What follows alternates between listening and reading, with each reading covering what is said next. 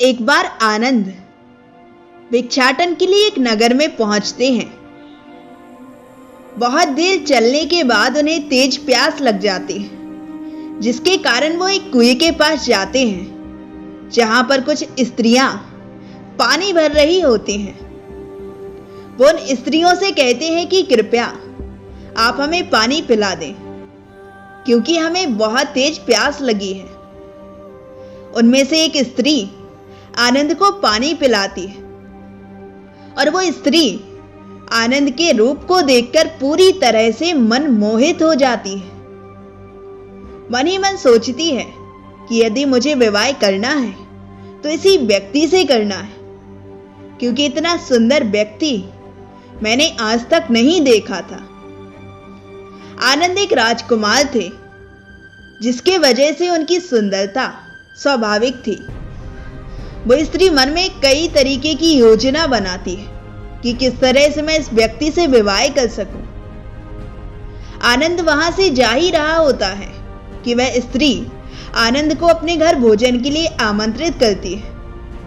आनंद उस स्त्री का आमंत्रण स्वीकार कर लेते हैं और उसके घर भोजन के लिए चले जाते हैं। घर पहुंचकर वह स्त्री भोजन पकाती है और आनंद को भोजन परोसती है। आनंद भोजन करना शुरू करते हैं और जब आनंद भोजन कर रहे होते हैं तो वह स्त्री आनंद को एकटक देख रही होती है। आनंद भोजन करने के बाद उस स्त्री के घर से चले जाते हैं। आनंद के जाने के बाद वह स्त्री अपनी मां से कहती है, मां, आपको मेरे विवाह की चिंता लगी रहती है ना? उस स्त्री की मां कहती है, हाँ पुत्री। वह स्त्री कहती है, तो ठीक है, मैं विवाह के लिए तैयार हूं और मैंने अपना वर चुन लिया है। उस स्त्री की मां पूछती है, कौन है वो? वह स्त्री कहती है, वो ये भिक्षु हैं जो हमारे घर भोजन के लिए आए थे।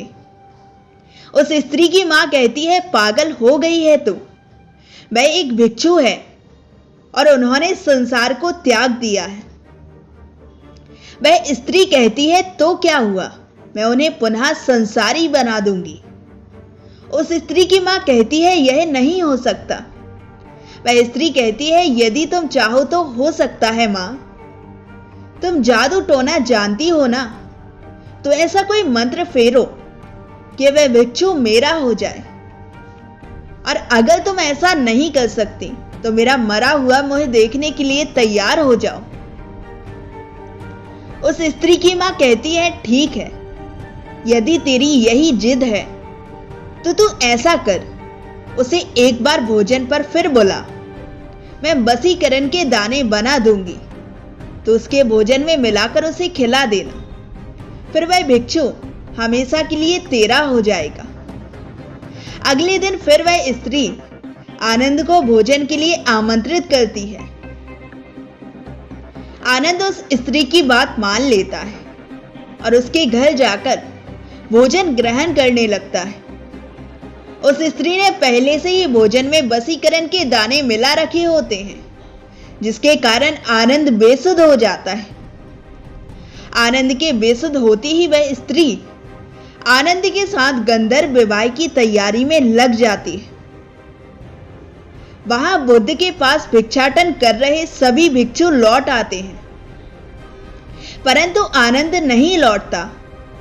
आनंद के वापस ना आने के कारण बुद्ध अन्य भिक्षुओं से उसके बारे में पूछते हैं। सभी भिक्षुओं में से एक भिक्षु कहता है, बुद्ध, आज आनंद एक स्त्री के घर भोजन करने के लिए गया था। बुद्ध कहते हैं, परंतु बहुत समय हो गया, अब तक उसे लौट आना चाहिए था। तुम जाओ और उसे देख कर आओ। वह भिक्षु उस स्त्री का घर जानता था जहां आनंद भोजन के लिए गया था। वह भिक्षु सीधा उस स्त्री के घर पहुंचता है और देखता है कि वह स्त्री आनंद के साथ गंधर्व विवाह की तैयारी कर रही है। इतने में ही आनंद को होश आ जाता है और इस स्त्री और उसकी मां की कोशिश नाकाम हो जाती है। वह भिक्षु आनंद और उन दोनों मां बेटी को बुद्ध के पास ले जाता है और बुद्ध को पूरी घटना समझाता है। बुद्ध उस स्त्री से यह सब करने का कारण पूछते हैं। वह स्त्री बुद्ध से कहती है, मैं आनंद से प्रेम करती हूं। बुद्ध इस स्त्री से पूछते हैं, आनंद में ऐसी क्या विशेषता है जिसने तुम्हें इतना मोहित कर दिया? वह स्त्री कहती है, मुझे आनंद का सब कुछ अच्छा लगता है। उसकी आंखें, उसकी नाक, उसके होंठ, उसकी चाल, उसकी वाणी और सब कुछ। मैं हर रूप में उसे प्रेम करती हूँ। बुद्ध कहते हैं, आनंद में रूप और गुण तो है ही जो किसी को भी आकर्षित कर सकते हैं, परंतु क्या तुमने उसका प्रेम से भरा हृदय देखा? क्या तुम जानती हो कि आनंद सर्वाधिक प्रेम किससे करता है? वह स्त्री कहती है, मुझसे तो नहीं करता। बुद्ध कहते हैं, यही तुम चूक गई। आनंद तुमसे भी प्रेम करता है, परंतु उसके प्रेम की व्याख्या वह नहीं है जो तुम समझती हो। आनंद स्वतंत्र है, मुक्त है। उसका प्रेम बहुत गहरा है और वह समस्त मानव जाति से प्रेम करता है और यह चेष्टा करता है कि समस्त मानव उस प्रेम के मार्ग पर चल सके। उसका प्रेम उसे जलाता या दुखाता नहीं है, जिस प्रकार तुम्हारा प्रेम तुम्हें जला रहा है।